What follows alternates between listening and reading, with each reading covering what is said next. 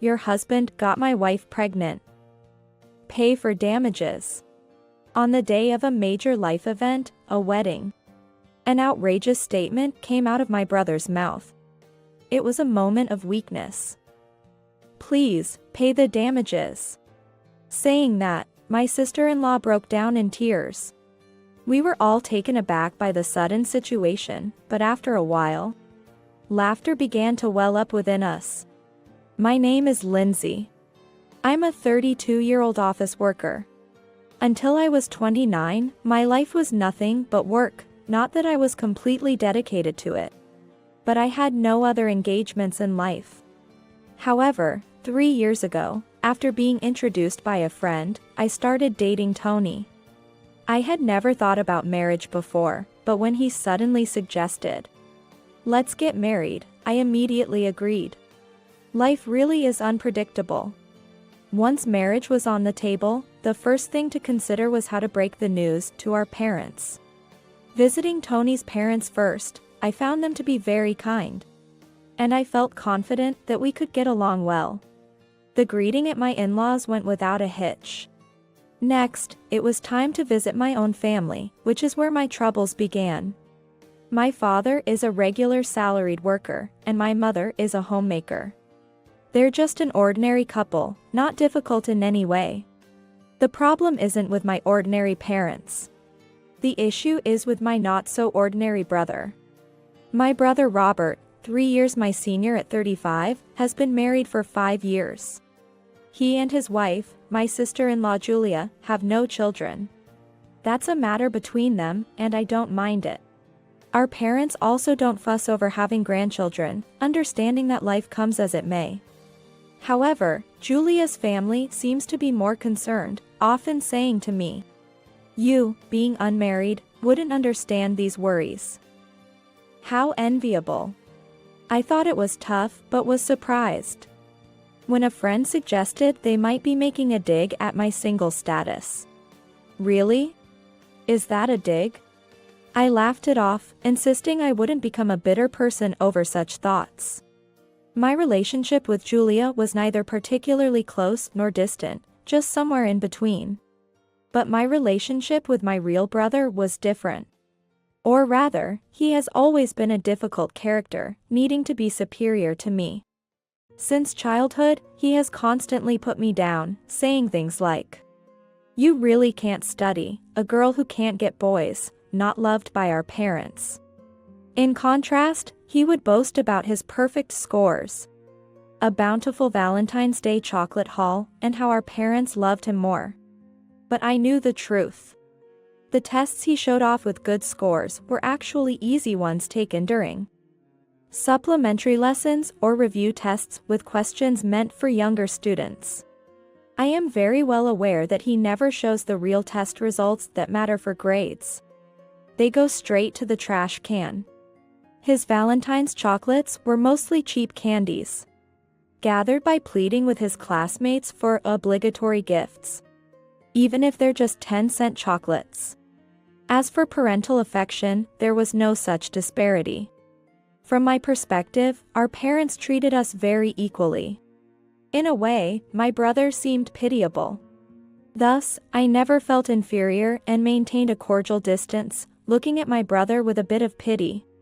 Even after becoming a working adult, my brother ended up in a company that was almost toxic. The salary barely increased, bonuses were minimal, and sometimes they weren't even paid. Living alone was a struggle due to his salary, so he always lived at home. On the other hand, the company I joined, while not a major corporation, was of a decent size. There were annual raises and proper bonuses. It might not be a prestige company, but perhaps it could be considered normal. This may have wounded my brother's pride, as his snide remarks escalated. "You, no matter how much makeup you apply, only end up looking even more unsightly," he yelled once, throwing away all my makeup. "Must be nice, getting a hefty salary. Hand over some pocket money to me," he said, pulling money out of my wallet right in front of me. That time, it escalated into a massive fight. Unable to tolerate it any longer, I quickly moved out to live on my own. For 10 years, except for Christmas, I didn't go back home. Since a sister-in-law entered the picture 5 years ago, going home became even more of a hassle. Despite the significant matter of introducing my fiancé, the thought of visiting was too much to bear. I've said it many times, but our brother and his wife are really difficult. I repeatedly warned my fiancé, Tony. It's fine. Your brother aside, your parents are reasonable, right? I'm just going to thank them for letting me meet Lindsay. It'll be all right, he said, ever the optimist, though I was filled with nothing but anxiety. Finally, we arrived at my family home. Oh my, what a surprise to see you here, my mother greeted us warmly. With my father repeating, good to see you, good to see you. The stiff smiles on his faces were probably typical of a father seeing his daughter getting married in her 30s. Despite it being a happy occasion, it likely brought mixed feelings. After introducing my fiancé, Tony, we discussed the wedding and future plans. Along with some light-hearted conversation, and time passed pleasantly. However, that moment eventually arrived. The spinster sister returns. My brother remarked upon his return, delivering his first dose of sarcasm. Robert, what about your job? Tony and I had taken the day off to visit, but it was a weekday. And my brother was supposed to be at work. We had timed our visit to avoid him and his wife since they were living at home due to financial issues. Yet, there he was, returning home in the middle of the day. When I asked with a puzzled look, he smirked. How could I not be here when my sister's fiancé is visiting? Though I wanted to say he wasn't needed, the atmosphere became awkward. Sensing this, Tony cheerfully greeted him, nice to meet you, Robert. So refreshing, almost too much so. Is my fiancé too good to be true? It seemed like there was a halo behind him, with a forest backdrop. Healing. The healing effect of my fiancé was off the charts. As I internally praised my fiancé, my brother's face seemed to twitch. A prideful, strong-willed brother like him wasn't used to this type.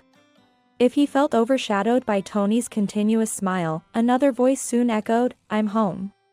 Hey, is Lindsay here? My sister-in-law, Julia, peeked in. Since Robert's salary alone couldn't support them, it was obvious she also worked. So, what about her job? The sudden return of my brother and his wife left me and my parents taken aback. As Robert plopped down beside me. Why? And Julia, for some reason, sat next to Tony. Why? What's with that face? I asked my brother, who had a dark, unattractive smirk. In stark contrast to my refreshing fiancé. His reply was another barb, I'm just surprised someone would marry someone like you. Huh? Hey, you, what's your name, as he rudely refers to my fiancé. When Tony answers, Robert immediately says. So, Tony, if you want to call off the wedding, now's the time. Hey, Robert. It's obvious from her looks, but marrying her would be a mistake you'll regret forever. She's utterly incompetent and a lost cause. Hey. Despite my attempts to stop him, Robert continues. Better call off the wedding before you regret it. Grinding my teeth in frustration, I was about to retort when Tony, with his unfailingly pleasant smile, said, It's okay. Lindsay is a wonderful woman. I need to make sure I don't get dumped. Such relief. My anger towards my brother is quickly swept away by a refreshing breeze. Julia, having witnessed this, remarks. Tony, was it? You're kind. Where do you work? I work at S Corporation. Oh, that's a decent company. So, you must be earning a good salary? Well, I guess it's average. Such was the conversation that started. Not only my brother but Julia too. What kind of questions are these to ask someone you're meeting for the first time? Julia. What, Lindsay? This is important for marriage, isn't it? I'm just making sure our dear daughter doesn't end up with some weird guy. So your parents don't have to worry. That's none of your business. Such matters should have been settled by the time marriage was mentioned. Of course, I've already discussed what kind of man he is with my parents before introducing him. But I can't say such things in front of him, so I just grimace. Then, to my dismay, Julia leans on Tony, intertwining her arm with his. Julia. What? I'm just trying to get along with my brother-in-law, so stop nagging. No, that's going too far, right? Robert. I thought Robert would surely object to this, but to my surprise, he started drinking beer in the middle of the day. What are you doing? What do you mean? I'm toasting to my poor sister's unfortunate marriage. A toast for something unfortunate. It's totally chaos. My parents are at a loss, unable to handle the domineering couple. Robert is drunk, and Julia is making advances on Tony. Trying to push her away, Tony is caught in a struggle with Julia clinging to him. And me trying to separate them. What is this mess? I'm really sorry for my family. No, it's okay. It was more than I'd heard. You've had it tough, Lindsay. As we were leaving, Tony said this and kindly patted my head with a wry smile. Such a refreshing breeze. Despite the commotion during our family meeting, once it was over, there was no need to see my brother and his wife again, and things proceeded smoothly. And finally, on the day of the wedding. I'm so nervous.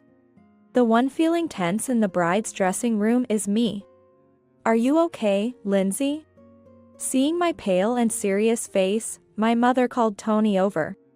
And now he's with me, holding my hand and offering encouragement.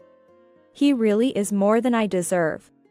Just as I was about to gather my courage. Hey. Your brother has arrived. With a loud bang, the door flew open, marking the arrival of a storm. I had a bad feeling this would get noisy. But my brother's entrance surpassed my expectations, leaving me dizzy. Robert. Show some respect for the time and place. Despite her attempts to calm him, Robert retorted aggressively. Shut it, Mom. I've got something to say to that guy. Who could he be pointing at but Tony, my husband-to-be today? Me? Tony looked perplexed. Turning to me, Robert exclaimed. Your husband-to-be got my wife pregnant. What? I couldn't help but scream at this sudden revelation. It's confirmed by the gynecologist. The pregnancy timeline doesn't match with when I could have been the father. It means my wife, Julia, cheated. Cheating aside, why would it be Tony? Julia told me. What? I was too shocked to follow. I looked back and forth between my husband-to-be and my sister-in-law. No, I have no idea what she's talking about. Tony denied it immediately, but just then, Julia, who had been shrinking behind Robert, collapsed to the floor in tears. I'm sorry, Tony. I let slip about us. What? Tony was stunned. I'm sorry, Robert. It was just a moment of weakness. Now she was apologizing to Robert, her breakdown ensuing. You've really done it now. Pay up for the damages. With that, Robert lunged at Tony, only to be held back by our father and other relatives. The room echoed with Robert's heavy breathing and Julia's sobbing. Dumbfounded, Tony and I exchanged looks. Then, after a moment,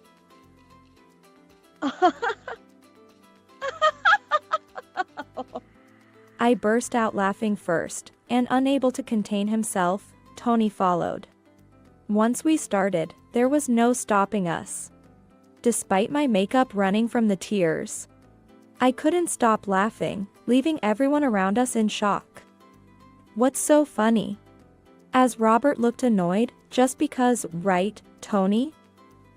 Yeah. Lindsay.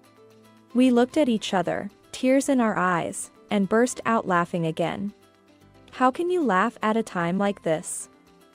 Just pay the compensation already. Angry now, it was Julia who scolded us. The absurdity of her demanding money made my stomach hurt from laughing. Phew, that was a good laugh. But you know, Tony and I can't possibly have a child. Huh? As I wiped away my tears with a tissue, Julia looked confused. I smiled and repeated, "We can't have a child." Huh? What is it? What the heck are you talking about? Using such unclassy words. The mask has completely slipped off now. Wondering if it was okay to tell, I looked at Tony, who nodded. I returned the nod and turned back to Robert and Julia. Well, the thing is, Tony has a fertility issue, making it 0% possible for us to conceive naturally. What? My brother exclaimed in surprise at my statement. We've had tests done at the hospital, so there's no mistake. If you want, we can even prepare the medical records. That's a lie. I am actually pregnant. I looked at my sister-in-law, who said this in a flustered manner. Therefore, if the pregnancy is real, Tony is not the father. If you wish to have a child with Tony, we would have to go through various injections, medication, and perhaps in vitro fertilization. Basically, treatment is necessary. What? My sister-in-law's complexion turned even paler. Then, as she glanced at my brother, an incredibly fierce expression was on his face. Hey, Lindsay, is that true? It's true. Tony himself answered my brother's question. If you still doubt us, then feel free to choose a hospital and get the tests done to see the results for yourselves. No, that's not necessary. My brother stumbled over his words in response to Tony's assertive statement. Right after, my brother glared fiercely at Julia. Eek. Hey, Julia, what's all this about? You said you cheated with Tony, right? Yes, that's right. He contacted me and I couldn't refuse because he was a bit intimidating. But it was just a moment of weakness. The only one I love is you, Robert, only you. But you can't get pregnant with Tony, can you? Who in the world did you cheat with? That's a lie by Tony. Come on, that's hardly believable. I was dumbfounded by my sister-in-law's far-fetched story. Since the day of the first meeting between Julia and Tony up to today, we've been practically inseparable. We've been too busy with wedding preparations and planning our future life. Do you think we had time for an affair? Remembering, my brother said. You said you were meeting Tony during the day and on weekends quite frequently, right? Yes, that's right. Don't lie, Lindsay. No, Julia, it's your story that's stretching it. She seems determined to pin the affair on Tony at any cost. Now, both of you, let's calm down. Unexpectedly, it was my father who interjected. His normal tone seemed oddly out of place in this situation. However, it was only moments later that my normally predictable father made an unexpected comment. Since both parties have been unfaithful, let's just call it even. I wondered if this was the right moment to use the term even. Huh? I was slow to comprehend what my father said, leaving a pause before I let out a perplexed sound. Similarly, my brother and sister-in-law both went, huh? A perfect trio of confusion. Wait, Dad, what are you saying? Lindsay might not know, but we, your mother and I, who live together, have been aware. Huh? What? As I struggled to keep up and felt increasingly confused, my father just gave me his usual normal smile. Hey, Dad. Stop talking nonsense. What nonsense? It's the truth, isn't it?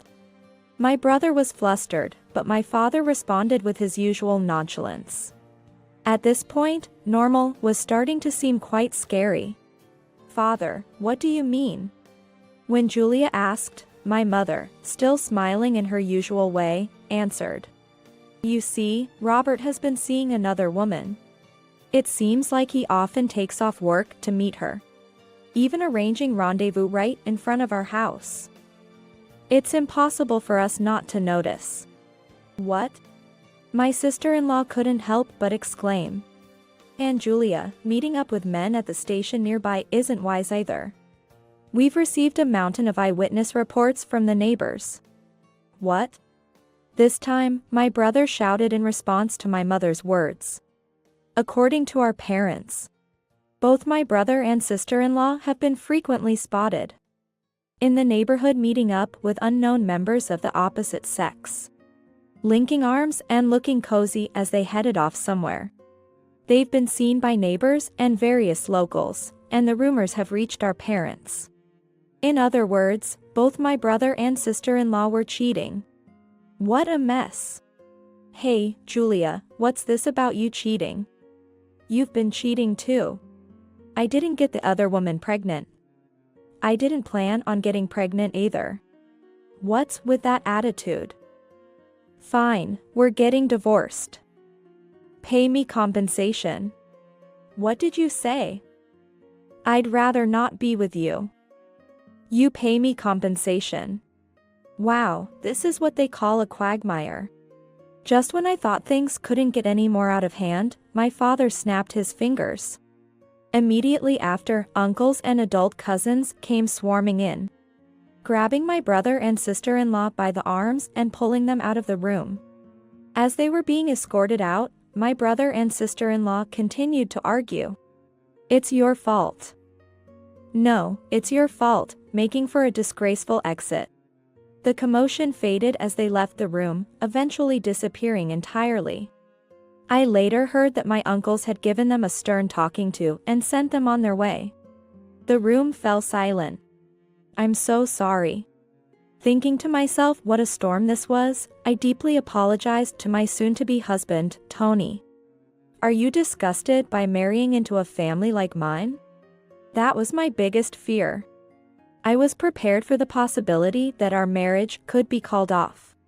But then, I was enveloped in warmth. Tony was hugging me. "It's okay. I love you, Lindsay, no matter what, and I'll protect you for the rest of my life." Hearing those words, tears began to flow uncontrollably. Redoing my makeup was a hassle, but the professionals made me look flawless again. And so, I became the happiest bride in the world, having a joyous wedding. As for my brother and his wife, unsurprisingly, they divorced. They couldn't have a proper conversation, just endless arguing, leading all the way to court, which turned into another quagmire. Despite both being guilty of infidelity, they managed to blame each other intensely. Eventually, their parents hired lawyers, and somehow, they settled things. In the end, it was decided that neither would pay compensation to the other. The child in Julia's womb wasn't my brother's, so no child support was involved. The father of Julia's child turned out to be her married boss, leading to more complications at her workplace. After being abandoned by her affair partner, Julia was taken back to her parents' house, much to their dismay and sighs. As for my brother, he ended up being sued for compensation by his affair partner, who was also married. With no savings, my brother turned to our parents for help, but was kicked out for bringing shame upon the family and not working properly. I witnessed the moment our ordinarily calm parents turned fierce. We don't know a foolish son who troubles his sister, doesn't work properly, and fools around with his mistress. "Get out," they said, almost throwing him out. It's scary how formidable and normal people can be when they're angry. What became of my brother after that, I don't know. He was fired from his job for skipping work too often to fool around. And how he's surviving now is anyone's guess. Not that it matters to me. Regardless of everything that's happened, I will never forgive them for insulting my husband on our wedding day. It's one thing to mess with me, but entirely another to disrespect my husband. Now, madly in love with my husband, who continues to bring a refreshing breeze into my life. We're looking forward to welcoming a new joy into our home. I can't wait to meet them. Saying this, Tony gently caressed my belly, where a new life was growing. Despite the challenges of infertility treatment, I was fortunate to get pregnant. Things might get more challenging from here on out, but I'm sure it will be okay. I have a premonition that, together with my kind and wonderful husband and our beloved child, we will be able to build an ordinary, happy family.